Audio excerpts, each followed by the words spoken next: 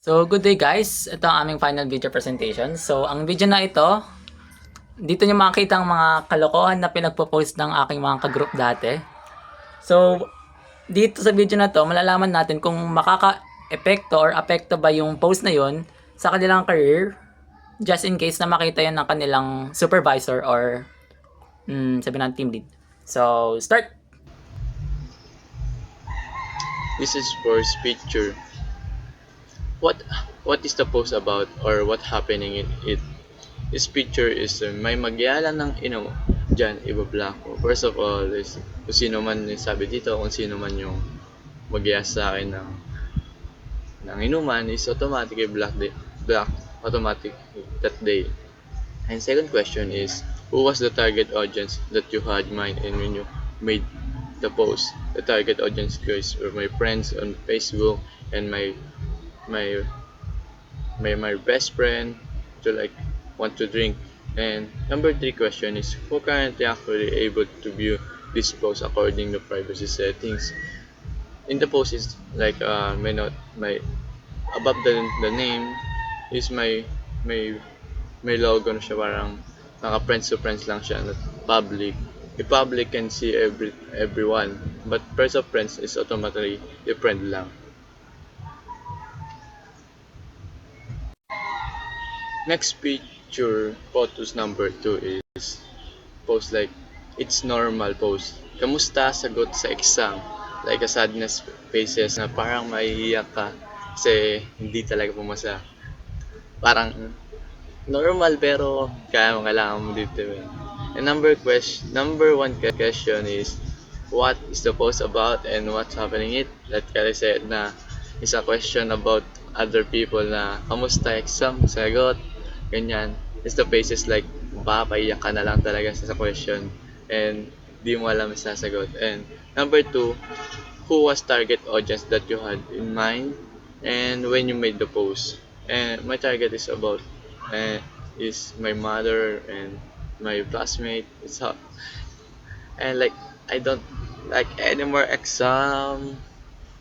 And number 3 question is, who currently actually made the view to post according to privacy? Like what I said, friend of friends only, not not I don't like public posts. That's for number 3 photo. Who is the post about? What is the post about or what happening? It is tag from my brother and like the the trend like hindi na nagja-Jollibee sa Sunshine Mall kasi naging 5 na, means like hindi na maraming tubig sa noodles. Same lang ng post naman. Like ang sabi ni Kuya dito na hindi na nagja-Jollibee sa Sunshine Mall ng 5 na kami naging 5 kami. So means hindi na naulit yung mga bagay na yon. And number 2 question, whose target audience that you had mind in your made this post? Siguro mga related families and mga kasama namin sa bahay, sa mga pinsan, ganon. And number 3 question, who currently actually able to view this post according to the privacy? And the tag was public post, like shared it with my brother. That's all. For number per question, would this post affect the chances of getting hired to that type of manager? Why or why not? Oh, possible na maapektuhan ng chances na ma-hire ka kung sobrang stricto ng manager pagdating sa professional image. Madalas tinitignan ng employers sa social media profiles para ma-assess kung gaano ka-professional at kung bagay na kultura sa kumpanya. Kung ang post ay tingin nila ay appropriate, ay masyadong casual o hindi maganda sa nadating, baka ipagdulot ng negative impression. Halimbawa kung controversial opinions, unprofessional language, or sobrang professional na details, baka magduda sila na ability mo na present na maayos ang company. And number 5 question, did you chance to default privacy settings on choosing social media site or take any action as a result in this activity? Why or why not? Oo, nagbago ng privacy settings matapos gawin ito. I-adjust yung sino lang pwedeng makakita ng mga post ko para masiguraduhin wala yung professional sa buhay ko. Nakakabawas ito ng misinterpret and potential employer and personal content. Ginawa ko to kasi mahalaga maging aware ng impact ng online presence sa trabaho para ipakita ang responsible ng sa pag-manage ng digital footprint ko. Kung hindi man ako nagbago ng settings, baka dahil sa tingin ko align ako ng content sa professional standard at maingat na rin ako sa mga pinopost ko. That's all. First pick, nahihiya na ako, palagi na lang akong late. From now on, hindi na ako mahihiya. The first question is, what is the post about or what is happening in it? Ang post ay tungkol sa isang nakakatuwang linya tungkol sa pagiging late. Sabi nito, nahihiya na ako, palagi na lang akong late. From now on, hindi na ako mahihiya. Na para bang nagpapatawa tungkol sa sitwasyon. Question number 2, who was the target audience that you had in mind when you made the post? Para ito sa mga kaibigan o kilala ko na nakaka-relate o matatawa sa joke tungkol sa pagiging late o sa mga taong na-late din palagi. Number 3, who is currently actually able to view this post according to your privacy settings? Ang post ay nakaset sa friends only. Ibig sabihin ng friends ko lang ang makakita ng mga post ko sa Facebook. Question number 4, assume that the employer is very strict about your professional image. Would this post affect your chance of getting hired by the type of manager? Why or why not? Oo, posibleng maka-apekto ito kung sobrang stricto ng employer. Baka isipin nila hindi ako seryoso sa pagiging on time sa trabaho dahil sa joke o sa post kong ito. Question number 5. Did you change your default privacy settings on your chosen social media or site or app or take any other actions as a result of this activity? Why or why not? Oo, binago ko ang privacy settings ng aking mga posts sa friends only upang mapasiguradong tanging mga kaibigan ko lamang ang makakita nito. Ginawa ko ito para mapanatili ang privacy ng aking mga posts at maiwasang magamit ito ng mali sa professional na konteksto. Second pick. What is the post about or what is happening in it? Ang post ay isang meme mula sa Simpson na nagpapatawa tungkol sa tanong na, Sir, lalaki. Second pick. First question, what is the post about or what is happening in it? Ang post ay isang meme mula sa The Simpsons na nagpapatawa tungkol sa tanong na, Sir, lalaki po ba ang sahod ko? Na sinagot naman na, oo, isang mo lang. Nagpapakita ito ng isang humor na may kaugnayan sa sahod o sa trabaho. Question number 2, who was the target audience that you had in mind when you made the post? Para ito sa mga kaibigan o kilala ko na matatawa sa relatable na biro tungkol sa maliit na sahod. Question number 3, who is currently actually able to view this post according to your privacy settings? Ang post ay nakaset sa friends only, ibig sabihin ng mga makakita lang ng mga post ko ay mga friends ko lang sa FB. Question number 4, assume that the employer is very strict about professional image. Would this post affect your chance of getting hired by this type of manager? Why or why not? Posibleng makaapekto ito kung maigpit ang employer. Kahit na ito ay biro lamang, maaari nilang makita ito bilang hindi professional, lalo na kung sensitive sila tungkol sa mga ganitong usapin sa trabaho. Question number 5, did you change your default privacy settings on your chosen social media site or app or take any other actions as a result of this activity? Why or why not? Oo, binago ko ang privacy settings ng aking mga posts sa mga friends only upang masiguradong tanging mga kaibigan ko lamang ang makakita nito. Ginawa ko ito para mapanatili ang privacy ng aking mga posts at maiwasang magamit ito ng mali sa professional na konteksto. Third picture. First question, what is the post about or what is happening in it? Ang post ay isang humorous statement na nagsasabing, looking for sweldo po, hindi ko po need ng trabaho, sweldo lang po hanap ko. Salamat po, respect post. Ito ay isang biro tungkol sa pagnanais ng sweldo ng walang kasamang trabaho. Question number 2, who was the target audience that you had in mind when you made the post? Ang target audience ay ang mga kaibigan o kilala ko na may parehas na sense of humor o nakaka-relate sa ganitong biro. Question number 3, who is currently actually able to view this post according to your privacy settings? Ang post ay nakaset sa friends only, ibig sabihin ng makita lang ng mga post ko ay ang mga friends ko sa FB. Question number 4, assume that the employer is very strict about your professional image.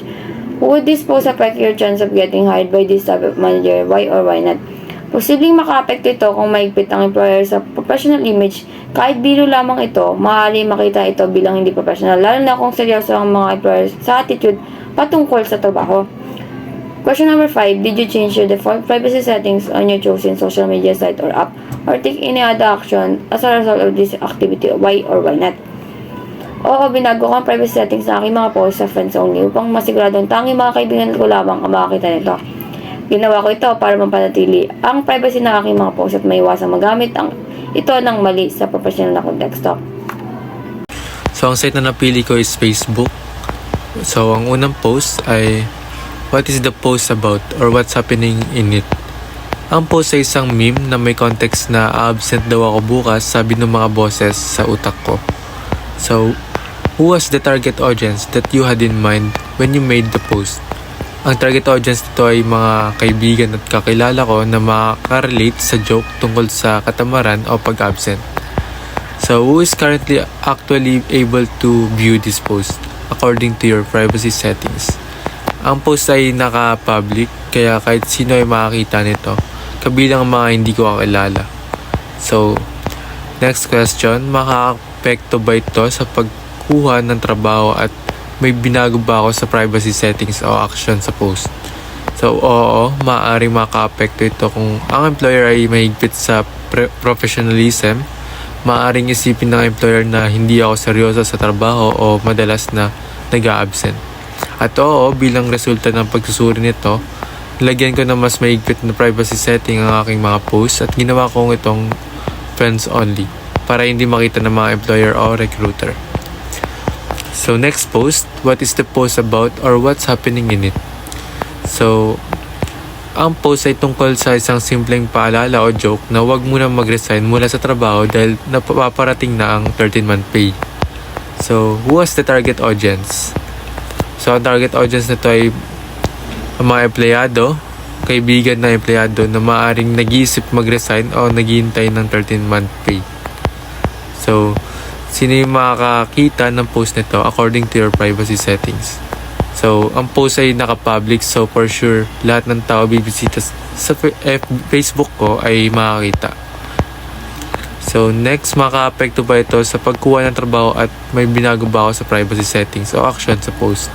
So, oo, posible maka-apekto ito sa pagtingin ng isang striktong employer. Maaaring makita ang post na ito bilang hindi professional dahil parang ina-encourage nito ang pagiging money-driven imbes na maging dedicated sa trabaho. So, sa ibang employer, maaaring magbigay ito ng negatibong impresyon tungkol sa aking pananaw sa trabaho. At oo, babaguhin ko ang privacy settings upang maging only me o limitahan sa friends lamang. Ito ay para may iwasan maling interpretasyon ng mga posts na maaaring makita ng mga employer sa hinaharap. So, last post, what is the post all about? So, ang post na ito ay isang meme na may text na POV kaka-time in mo lang sa work, kung saan may kita isang taong humihikab na nagpapaiwatig ng pagod o antok kahit kakumpisa pa lang ng trabaho. So, may caption din ito na tapos after humikab, sasabihin na nagugutom na ako. So, sino ang target audience nito? So, ang target audience nito ay mga kaibigan kong empleyado o mga empleyado na nakaka-relate sa biro tungkol sa pagod o katamaran. So, sino yung nakakita ng post na ito according sa privacy settings ko? So, ang post ay maaring naka-public o friends, kaya maraming makakita nito. So, last question, makaka-apekto ba ito sa pagkuha ng trabaho at may binago ba ako sa privacy settings o action sa post? So, oo, maaaring magbigay ito ng negatibong impresyon sa isang employer na may higpit sa professional image. Maaaring isipin nila na hindi ako motivated o tamad sa trabaho. Lalo na kung ang post ay may temang pabiro tungkol sa hindi pagiging produktibo. At oo, binago ang privacy settings ng post at ginawa kong friends only para maiwasan makita ng recruiters at saka ma-maintain yung image ko. Hello, what's up? My name is Nelson Maria and today pag-usapan natin ang aking tatlong post. So, sa unang post, tungkol saan ang post na ito o ano ang nangyari dito. Sa unang post, ang post ay nagpakita ng isang humorous na clip tungkol sa mga pagkakaibigan ng mga lalaki at kung paano sila makipag-usap o makipag-bonding na karaniwang may kasamang biro at casual na usapan. Sa pangalawang post, ang post ay isang humorous na meme tungkol sa exception at reality sa pagsusulit. Binibigyan din nito ang pagiging confidence sa score na 40/50 kahit walang review. Sa number 3 naman, ang post ay isang nakakatawang meme tungkol sa first rule of programming. If it works, don't touch it. Na ipinapakita gamit ang larawan ng improvised plumbing na mukhang hindi maayos ngunit gumagana. Sa pangalawang tanong, sino ang target na audience na nasa isip mo nang gawin mo ang post na ito? So sa una, ang post ay mukhang ginawa para sa mga kaibigan, lalo na ng mga nakakakilala sa taong nakatag kasama ko at maaaring makarelate sa pagpapatawa tungkol sa male friendship. Sa pangalawang post naman, ang post ay para sa mga kaibigan o kakilala, lalo na sa mga estudyante o taong nakaka-relate sa ganitong karanasan ng pag-aasa sa exam kahit walang sapat na paghahanda. Sa pangatlo, ang target audience ng post ay mga taong may kaugnayan sa programming, IT o mga nakaka-relate sa humor na nauugnay sa pagiging practical o pagtanggap ng kung gumagana okay na. Pangatlong tanong, sino ang kasalukuyan ang maaaring makakita sa post na ito batay sa iyong privacy settings? Sa unang post, batay sa icon, two people na malapit sa petsa ng post ang nakatakda ito sa mga friends lamang namin. Ibig sabihin, mga kaibigan lang sa Facebook ang makakita nito. Sa 2 at 3, ang post ay naka-private settings na friends accept. Ibig sabihin, ang mga kaibigan mo sa Facebook ay makakita nito maliban sa mga particular na user na iyong sinadyang i-exclude o ayaw mong makitang nila ang post. Number 4, pangapat na tanong, ipagpalagay na napakahigpit ng employer pagdating sa professional na imahe, maapektuhan ba ang mga post na ito ang iyong tsansa na matanggap ng ganitong uri ng manager? Bakit o bakit hindi? Sa pangkalahatan na post, maaaring hindi ito makaapekto dahil ang post ay lighthearted at walang masama sa nilalaman. Gayunpaman, kung ang employer ay napakahigpit at hindi tanggap ang ganitong klaseng humor, maaaring magkaroon nito ng negatibong impresyon. So, pagdating naman sa panlimang tanong, binago mo ba ang iyong default na privacy settings sa napiling social media site o app?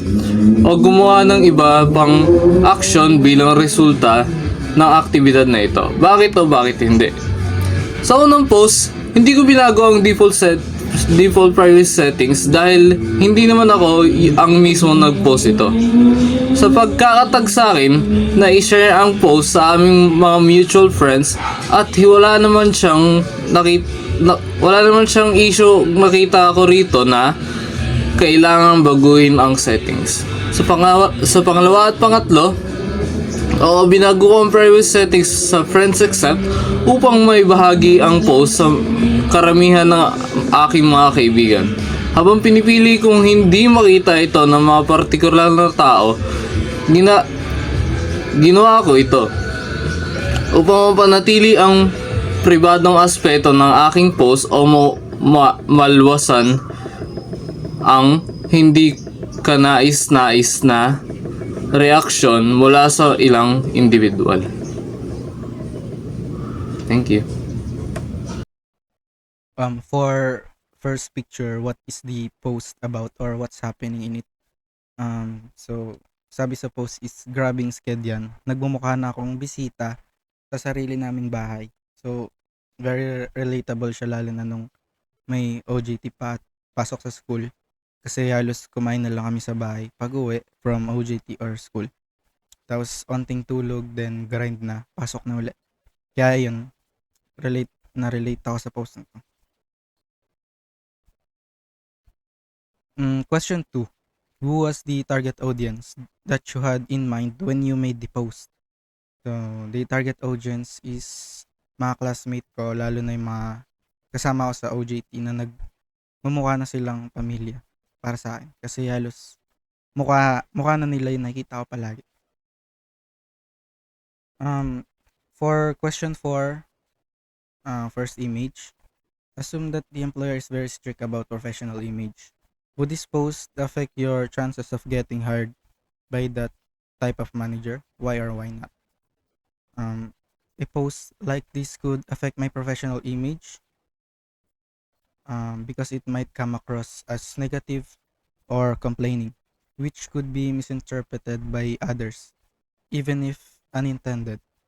While it's set to friends only, there's always a chance it could be shared or seen out of context, which could reflect poorly in a professional setting. On the other hand, if kept private and among trusted friends, it's less likely to cause an issue, but caution is still important.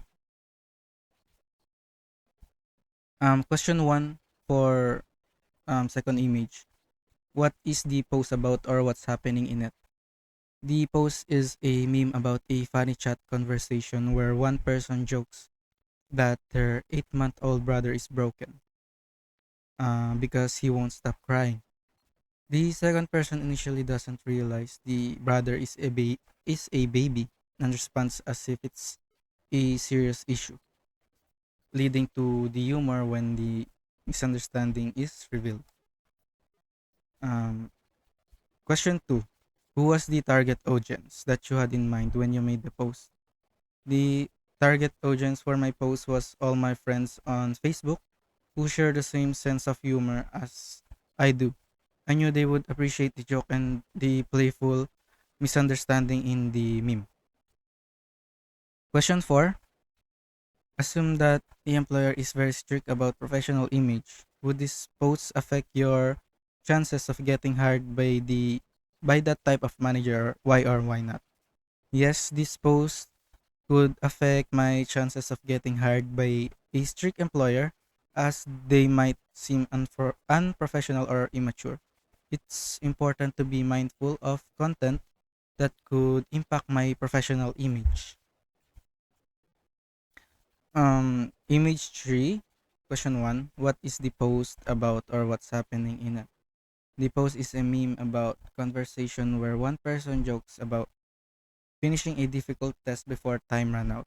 The second person comments on how tough the test was, especially the second page. The humor comes from the first person not realizing there was a second page, implying they didn't fully complete the test. Question 2. Who was the target audience that you had in mind when you made the post? The target audience for my post was especially my classmates, as they would relate to the joke about struggling with a difficult test and the humorous misunderstanding about the second page. Question 4. Assume that the employer is very strict about professional image. Would this post affect your chances of getting hired by that type of manager? Why or why not? My answer is yes. The light-hearted nature of the memes could give the impression that I don't take things seriously, which could negatively impact my professional image in the eyes of a potential employer. The answer to question 3 is for all images. The question is, who is currently actually able to view this post according to your privacy settings? According to my privacy settings, only my Facebook friends can see the post I shared. This means that anyone who is directly on my friends list can view it, but it's not visible to people who aren't my friends or the public. This setting ensures that only the people I trust and choose to connect with on Facebook have access to it. Question 5 is also for all images. Question is, did you change your default privacy settings on your chosen social media site or app, or take any other action as a result of this activity? Why or why not? Answer is yes. I adjusted my default privacy settings on my social media to be more restrictive, ensuring posts are shared only with my close friends. I took this action to better control who can view my content and to minimize any risk of my posts being shared or misinterpreted, especially considering the importance of maintaining a professional images. So ayun, tapos na yung mga ka-group ko. So nakita niyo naman yung mga dati nilang post. So medyo maloko talaga tong mga 'to. So ngayong turn ko na, kayo naman ang manghuhusga sa akin. So unang picture ko is ito. Ito yung una kong pinost. Dito relate talaga mostly mga college students. So what is the picture all about? So ang picture, ito nakita niyo naman 'di ba? So, ang picture parang sinasabi dyan na yung tipong gusto mo magpakalayo-layo pero dahil wala kang budget, which is very, very, very related sa mga college student since nagsisimula pa lang sila mag-work or wala talaga silang budget. So, target audience, so tulad nga na sinabi ko, mga college student or friends ko. So, doon naman sa pangatlong tanong, sa kung sino man yung nakakita ng post na yon, so hindi pa rin naman nabago. Usually nakatago lang siya sa mga relatives ko tsaka sa friends ng relatives ko kasi alam mo na minsan kasi maselan yung mga yun. So pag may nakita silang kalokohan ko, magre-react yun, magko-comment. So ako mahihiya. So kaya yun, tinatago ko. So next na kalokohan. So etong second post is iboto nyo ako guys, tatakbuhan ko research namin. So ito, kalokohan talaga to. So, bali, sinasabi dito na tatakbo ko for candidacy. Tapos pag nanalo ko, tatakbuhan ko research namin. So, target audience, friends. Yun pa rin. Wala naman nagbago. Friends pa rin. Tapos, kung sino man yung nakakakita, ganon, same pa rin. Nakatago pa rin sa relatives ko. Lalo na pag related sa mga ganyan, yung mga schoolworks. Kasi yung tita ko, medyo sensitive sa mga ganyan kasi nagwo-work siya sa education industry. So ayun, tinatago ko talaga sa kanila yan. Para mahirap na. Baka pagalitan. Hindi pa mabigyan ng allowance. My last post na nakita ko na kalokohan, syempre kalokohan. Yung nasa school ka na kaso walang pasok. So nakita niyo yung picture dito. Ito yung meme na yung lalaki na pag nagganon, tas maglalaho, tas parang nagte-teleport siya kung saan. So dito dahil nga walang pasok, pero dahil nasa school ka na and nabigyan ka na ng pera, magte-teleport ka. Teleport. Puntang computer shop, TNC. So makita niyo yung caption ko, nice G, kasi 'di ba TNC? Parang nila yan, parang basta parang may sila yung team nila like ba TNC. Nice G. So, target audience, so syempre friends pa rin. Kasi yung mga friends ko maloko yung mga yan, kaya okay lang sa kanila yan. So, as for din naman sa nakakakita, ganun pa din sa mga relatives ko pa rin, lalo na tsaka sa friends ng relatives. Kasi diba tulad nga ng sinabi ko sa post number 2, may nagwo-work sila sa education. So, sensitive talaga yung mga yan. So, kaya tinatago ko talaga as much as possible. Ayoko ng away. I'm just a chill guy. So, dun sa tatlong post na yon, sasagutan ko yung fourth question. So, ang fourth question is, assume that the employer is very strict about professional image. Will this post affect your chances of getting hired by that type of manager? Why or why not? So, syempre, professional yung manager, syempre maaapektuhan ka dun. Kasi kita mo yung mga post ko, 'di ba? Parang nagpapakita na isa akong irresponsible individual kasi 'di ba? Like tinatakbuhan ko yung school, nakita doon 'di ba? Hindi ako gumagawa ng research. According lang naman sa post ko 'yun. Which is pag nakita naman ng sabihin nating manager, di naman ako kilala ng personally. So, maapektuhan talaga ako noon kasi kahit yung post na yun is biro lang, iisipin ng mga yun, ay itong taon to siguro napaka-irresponsible na to. So, hindi ko i-hire yun. So, pakak. Yari. So, question number 5. Did you change your default privacy settings on your chosen social media site or app or take any other action as a result of this activity? Why or why not? So, syempre, pag na-hire ka na, tapos nakita ng manager yun, syempre, unang-una kong gagawin, papalitan ko agad yung privacy setting ko nun.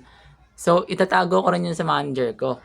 Or, pwede rin naman gawin ko is, gumawa ako ng separate account, tapos bali yung isang account ko is personal, doon ako mag-post ng mga kalokohan ko. And second account is yung pang professional. Doon yung account na puro work-related lang, tapos yung mga naka-add doon is yung mga manager ko, ka-work ko, parang ganun-ganun lang. So, that would be pretty much all for our group. Thank you very much for watching. And until next time, bye-bye!